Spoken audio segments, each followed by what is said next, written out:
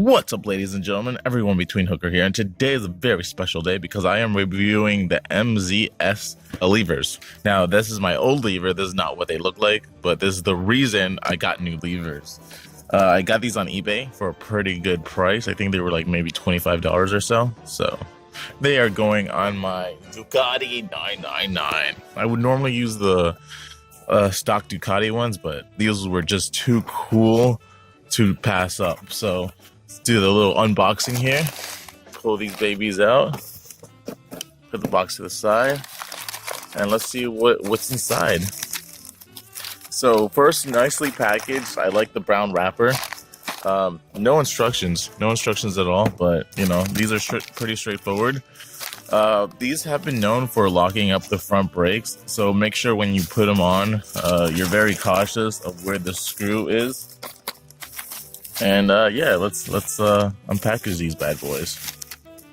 Yeah, instantly, I love the black finish. This is the design I got because my bike is black. So why not get some black handlebars to go with them? It's a nice replacement to what I had before. You see, they're pretty identical. You know, I guess they make all of these pretty identical. So first of all, you'll notice that you have the red accented adjuster right here, which it feels great. I like how hard the clicking is compared to my old one, which is, you hear how, listen to that. Plus it's made out of metal. My old one is made out of metal as well, but I just something nice about how hard it clicks. It feels, makes me feel very, very confident in it. In the front, you'll see MZS. And yeah, overall, it's just a very pretty lever. And here is the clutch lever right here. So you'll see it has the indentations on it. Again, with the nice hard clicking sound. And on the, you'll notice it says MZS is on the bolt that connects to the lever housing. Feels quite good. So let's install these bad boys. All right, guys. So I've already removed the left side lever, clutch lever. Now I'm gonna remove the brake lever and replace it. So same as the other side. There's a C-clip underneath this pin bolt right here. You're gonna remove that. Once you remove that, I'm gonna take an Allen wrench, something that's smaller than the diameter of the holding pin, and I'm just gonna press it on the bottom here and have it and slip the slip the holding pin out. The reason we use a smaller diameter, that way we can just pull it out like that. If you're having any problems with it, you might have to take the whole lever off and finagle it out, which you'll see me do for the clutch lever, because maybe it was too cold of a day or something. But here we go. Now this brake lever comes out just like that. All right, guys, you don't need to do this, but I like to clean off the holding pin just because old grease or whatever. I'm just gonna clean that off. I'm gonna get something to hold it. So just apply pressure onto it, not too much pressure. You don't want to bend the metal. So I'm just going to do this to clean off any rust or anything that may have gotten on there from time.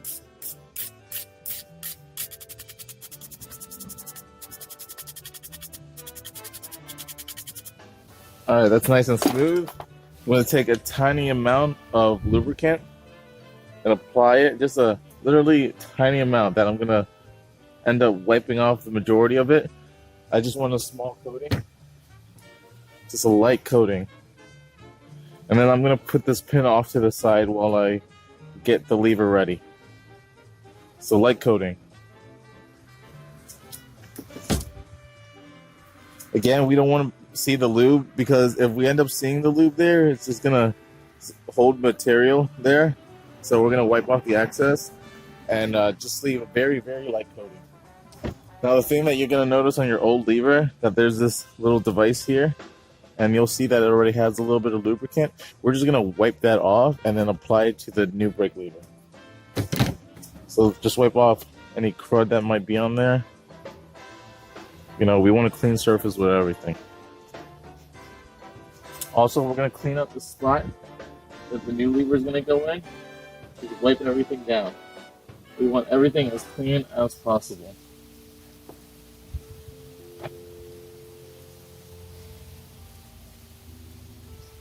And we're going to take a little bit of lubricant and do the same thing that we did with the holding pin. Just going to wipe that on there, stick it in the hole there, just wipe it all over. Then we're going to wipe off any of the excess. You know, just, you want a very light coating on there. If you put too much, you're going to get gunk and dirt that sticks in there, causing a problem in the future.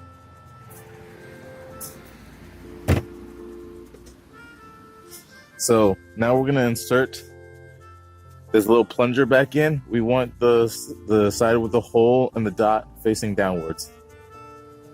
So it should look like this. We're going to stick that back into the socket first with the plunger inside of it, like so. Make sure the plunger goes inside the hole. Now we're going to take this holding pin and insert it back into the hole. We might need to squeeze it into the plunger a little bit, and bam. It's literally that simple. Now put the C-clip back in and you're done, guys. So if you enjoyed this and this was informative and helped you out, definitely leave a like down below. Remember, subscribe to the channel for more great content. Everything from my pizza videos to my motorcycle videos to my Supra videos to my gaming videos. And yeah, leave a like down below.